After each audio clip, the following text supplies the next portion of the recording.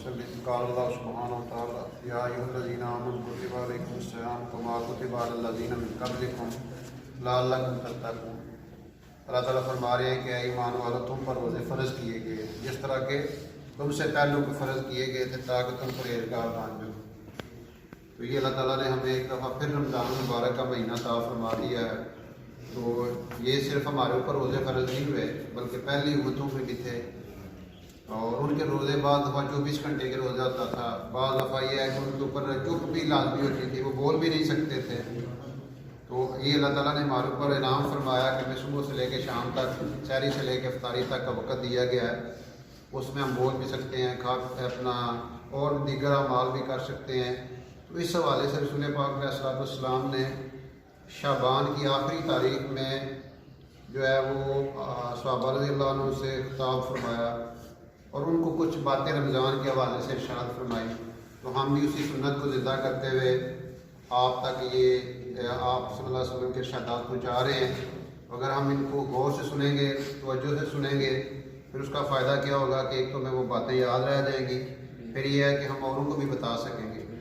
और हज़रत सलमान रज़ियल्लाहु ताला अन्हु फरमाते हैं कि नबी करीम सल्लल्लाहु अलैहि वसल्लम ने शाबान की आखिर तारीख में हम लोगों को वाज़ फरमाया कि तुम्हारे ऊपर एक महीना आ रहा है जो बहुत बड़ा महीना है, बहुत मुबारक महीना है। इसमें एक रात है जो 1000 महीनों से बढ़कर है। अल्लाह ताला ने इसकी रोज़ा को फ़र्ज़ फरमाया और इसके रात के क़याम को सवाब की चीज़ बताया है।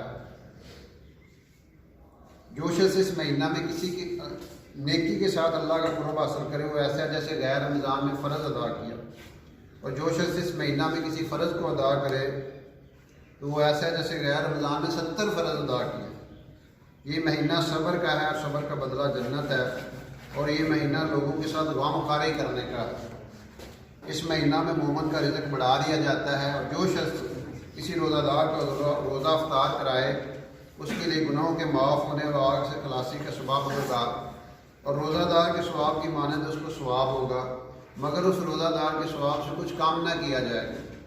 सहाबा ने अर्ज़ किया, या रसूलल्लाह, हम में से हर शख्स इतनी ताकत नहीं रखता कि वो रोज़ादार को इफ्तार कराए। तो आप अलैहिस्सलाम ने फरमाया कि पेट भर खिलाने पर मौकूफ़ नहीं, ये सवाब तो अल्लाह ताला एक खजूर से कोई इफ्तार करा दे, या एक घूंट पानी पिला दे, या एक घूंट लस्सी पिला दे, उस पर भी अता फरमा देते हैं। ये ऐसा महीना कि इसका अव्वल हिस्सा अल्लाह की रहमत है, दरमियानी हिस्सा मग़फ़िरत है, और आखिरी हिस्सा आग से आज़ादी है। जो शख्स इस महीना में हल्का कर दे अपने गुलाम आदम के बोझ को, अल्लाह ताला उसकी मग़फ़िरत फरमाते हैं और आग से आज़ादी फरमाते हैं। और 4 चीज़ों की इसमें कसरत रखा करो, जिनमें से 2 चीज़ें अल्लाह की रज़ा के वास्ते, और जो चीज़ें ऐसी जिनसे तुम्हें चाराकार नहीं। पहली 2 चीज़ें जिनसे तुम अपने रब को राज़ी करो वो कलमा तैयबा और इस्तिग़फ़ार है, कलमा तैयबा और इस्तिग़फ़ार की कसरत। और दूसरी 2 चीज़ें कि जन्नत की तलब करो और आग से पनाह मांगो। जो शख्स किसी रोज़ादार को पानी पिलाए, अल्लाह ताला मेरे हौज से उसको ऐसा पानी पिलाएगी जिसके बाद जन्नत में दाखिल होने तक प्यास नहीं लगेगी। और ये हदीस मुबारक है, इसमें अल्लाह ताला ने अपने नबी अलैहिस्सलाम के ज़रिए से हमारी गाइडेंस की है। हमारे नबी हमारे खैर खा हैं, वो हर मौके पे अपनी उम्मत को चीज़ें बताया करते थे कि ताकि उम्मत उस वक़्त को कीमती बना ले और उस मौके से फ़ायदा उठा ले। अब कितने लोग हैं जो पिछले साल रमज़ान में थे, इस दफ़ा नहीं है, तो ये ज़िंदगी का कोई पता नहीं। इसलिए ज़िंदगी को कीमती बनाना ये असल है, और हमारे नबी अलैहिस्सलाम से ज़्यादा हमारा ख्याल का और कोई नहीं है कि जिन्होंने हर मौके पे हमें गाइड किया, हमें बताया कि हमने अगर अपनी रमज़ान मुबारक का 1 सेकंड भी हमारा गफ़लत से ना गुजरे। और फिर आपने सबसे जो इम्पॉर्टेंट चीज़ें थी वो बता दी। सबसे पहली बात बताइए लैलतुल क़द्र के वाले।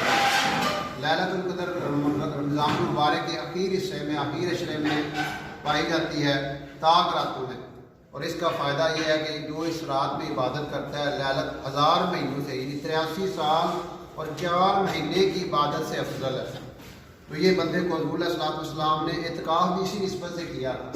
आपने पहले अशरे का इत्काफ़ किया तो आपने फरमाया मैंने लैलतुल क़द्र की तलाश में किया था, ये इत्काफ़ तो नहीं मिले। फिर आपने दूसरे अशरे का इत्काफ़ किया, پھر آپ نے یہ ارشاد فرمایا کہ اس میں بھی نہیں ملی، پھر آپ نے فرمایا کہ اس کو اب لیلۃ القدر آخری عشرے میں تلاش کرو، آخری عشرے میں، یعنی آخری 10 راتوں میں جو طا کراتے ہیں، اس لیے اس کا اہتمام کرنا۔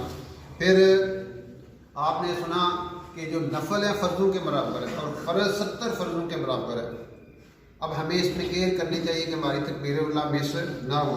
اب ہم کیا کرتے ہیں، اور فجر کے وقت سحری کرتے ہیں، سحری کار گزر ہی سو جاتے ہیں۔ آپ اندازہ لگائیں کہ فجر کی نماز بھی لیٹ ہو گئی یا قضا ہو گئی، اب کتنا بڑا نقصان ہے۔ اس لیے سحری کر کے سونا نہیں چاہیے۔ فرض نماز عام طور پہ مساجد میں سحری کا وقت ختم ہونے کے 10-15 منٹ بعد جماعت کھڑی ہو جاتی ہے، اس لیے اس کا اہتمام کیا جائے۔ اس کا دوسرا فائدہ کیا ہے کہ اگر آپ عشاء اور فجر کی نماز پڑھیں گے، بعد کے ساتھ ساری رات کی عبادت کا ثواب مل جائے گا۔ اور پھر دوسری چیز، اب اس میں اگر بندہ سو جاتا ہے، اشراق اور چاش بھی ضائع ہو گئی، تو اس لیے رمضان المبارک کے مہینے میں تو نفل فرضوں کے برابر ہے۔ اور پھر زور ہم اپنے کام کاج میں ضائع کر دیتے ہیں، اور پھر عصر کے آج افطاری کا سامان خرید رہے ہیں، اور مغرب کی نماز پڑھی ہے، اب اس کے بعد اوابین 2 نفل ایکسٹرا پڑھ لیں، اوابین کی نماز کا جو ہے 12 سال کی عبادت کا اجر ملتا ہے۔ لیکن ہمیں کیا خطرہ ہوتا ہے، آگے تراویح بھی پڑھنی ہے جی، ہوں پھر ساڑھے کو جلدی